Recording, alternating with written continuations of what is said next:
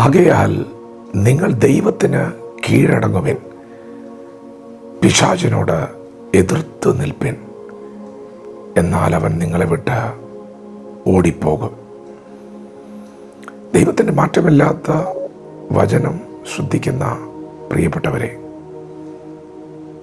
നാം ദൈവത്തിന് കീഴടങ്ങിയാൽ, വചനത്തിന് കീഴടങ്ങിയാൽ, ദൈവത്തിൻ്റെ വചനപ്രകാരമാണ് ജീവിക്കുന്നതെങ്കിൽ, ദൈവത്തിൻ്റെ വചനം അനുഷ്ഠിക്കുന്നവൻ ശക്തിയുള്ളവനാണ്. യഹോവയുടെ പാളയം അത്യന്തം വലുതും ദൈവത്തിൻ്റെ വചനം അനുഷ്ഠിക്കുന്നവൻ ശക്തിയുള്ളവനുമാകുന്നു. ദൈവം ആദിയിൽ ഏദനിൽ ആദമിനെ സൃഷ്ടിക്കുമ്പോൾ ആ തോട്ടത്തിൽ ആദമിന് ദൈവം അധികാര കൈമാറ്റമാണ് നൽകിയത്. ഭൂമിയിൽ ദൈവം സൃഷ്ടിച്ച സകല ചരാചരങ്ങളെയും അടക്കി വാഴുവാനുള്ള അധികാരം. ദൈവം നമുക്ക് അധികാരങ്ങളെ നൽകുന്നവനാണ്. ദൈവം നമുക്ക് അവകാശങ്ങളെ നൽകുന്നവനാണ്.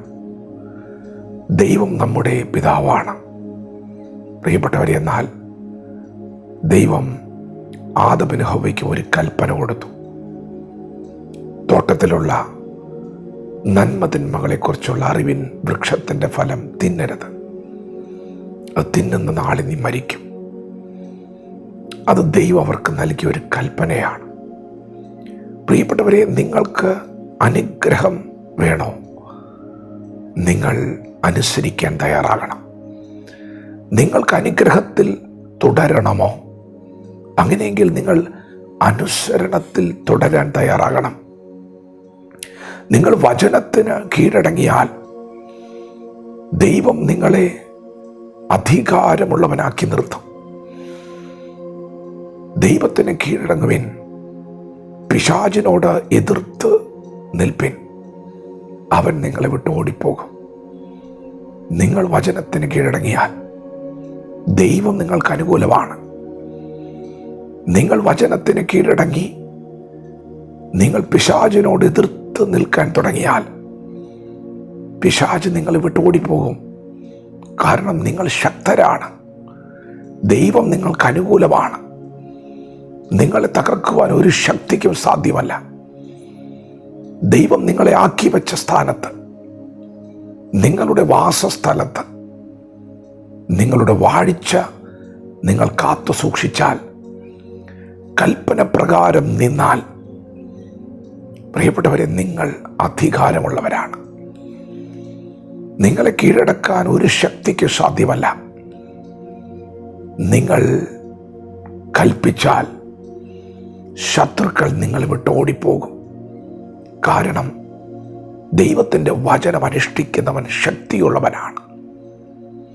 വചനം നാം കാത്തു സൂക്ഷിക്കുന്നത് കൊണ്ട് ദൈവം നമുക്ക് മുമ്പിൽ ഒരു വാതിൽ തുറന്നു വയ്ക്കും. അത് ആർക്കും അടയ്ക്കുവാൻ കഴിയുകയില്ല. അത് നന്മയുടെ വാതിലാണ്, അനുഗ്രഹത്തിൻ്റെ വാതിലാണ്. പ്രിയപ്പെട്ടവരെ, ദൈവം നമ്മെ അനുഗ്രഹിക്കുന്നവനാണ്. നമ്മുടെ നന്മ കാണാൻ ആഗ്രഹിക്കുന്നവനാണ്. ദൈവം നിങ്ങളെ ഇന്ന് പകൽ അനുഗ്രഹിക്കുവാൻ ആഗ്രഹിക്കുന്നു. നിങ്ങൾ ദൈവത്തിന് കീഴടങ്ങുവിൻ. പ്രിയപ്പെട്ടവരെ, നിങ്ങൾ ദൈവത്തിൻ്റെ വചനം വിട്ട് സഞ്ചരിക്കുന്നുണ്ടോ എന്ന് ഇന്ന് പകൽ പരിശോധിക്കുവിൻ. വാഗ്ദത്തത്തോടുകൂടിയ ആദ്യത്തെ കൽപ്പന അപ്പയെയും അമ്മയും ബഹുമാനിക്കുക എന്നുള്ളതാണ്. നിങ്ങൾ മാതാപിതാക്കളെ ബഹുമാനിക്കുകയും അനുസരിക്കുകയും ചെയ്താൽ അനുസരണത്തിൽ വെളിപ്പെട്ടു വരുന്ന അനുഗ്രഹങ്ങളുണ്ട്. പ്രിയപ്പെട്ടവരെ, അങ്ങനെ ദൈവം പറഞ്ഞിട്ടുള്ള കൽപ്പനകളെ, വചനങ്ങളെ നിങ്ങൾ മാനിച്ചാൽ നിശ്ചയമായും നിങ്ങൾ മാനിക്കപ്പെടും. എന്നെ മാനിക്കുന്നവനെ ഞാൻ മാനിക്കും. അനുസരണത്തിലാണ് അനുഗ്രഹമിരിക്കുന്നത്. വചനത്തോട് പ്രതികരിക്കാം. ദൈവം നമ്മെ ഓരോരുത്തരും ഈ പകൽ അനുഗ്രഹിക്കുമാറാകട്ടെ. ആമേൻ.